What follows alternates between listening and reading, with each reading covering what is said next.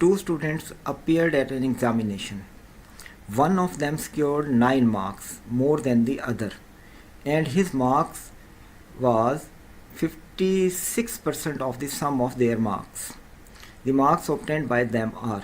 देखिए अब उसने दिया one of them scored 9 marks more than the other and his marks were 56% of the sum of their marks.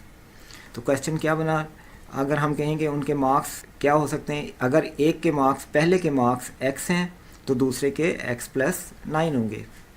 इसने कहा one of them स्क्योर्ड 9 marks, तो हमने सपोज किया कि दूसरे के मार्क्स x हैं तो पहले के मार्क्स होंगे x+9. फिर सेकंड कंडीशन उसने दी है other and his marks was 56% of the sum of their marks, यानी कि जिसके मार्क्स x+9 हैं उसके मार्क्स दूसरे के मुकाबले में 56% उन दोनों के सम से हैं, यानी कि दोनों के मार्क्स जमा करें और उनका 56% लें तो वो फर्स्ट पर्सन के मार्क्स के इक्वल होंगे. फर्स्ट पर्सन के मार्क्स हमने रखे थे x+9, तो x+9 is equal to 56% of the sum of both, तो x+9 + x. तो अब इसे हम सॉल्व करते हैं, इस 100 को इस साइड पर ले जाएं, वो x+9 से मल्टीप्लाई हुआ तो 100x + 900 हो गया इज इक्वल टू 56 था, ये हो गया अंदर वाली जो वैल्यू है वो इक्वल हो गई 2x + 9,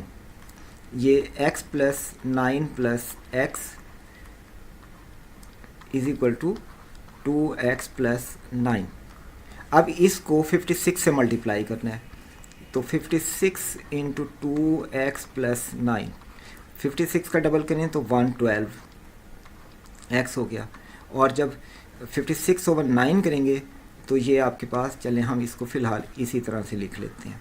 तो आपके पास ये इक्वेशन बन गई. ये 100 इधर जाकर मल्टीप्लाई हुआ,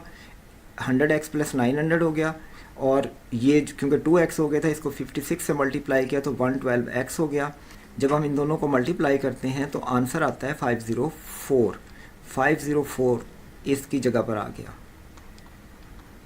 और अब हमने x वाली वैल्यूज़ एक साइड पे कर दी और फिक्स वैल्यूज़ को दूसरे साइड पे ले आए, तो ये हो गया 100 - 112x, ये 112x इस साइड पर चला गया और ये 900 इधर आकर माइनस हो गया. अब ये दोनों वैल्यूज़ माइनस में बचेंगी, ये बचा -12x और ये -396, माइनस से माइनस कैंसिल हो जाएगा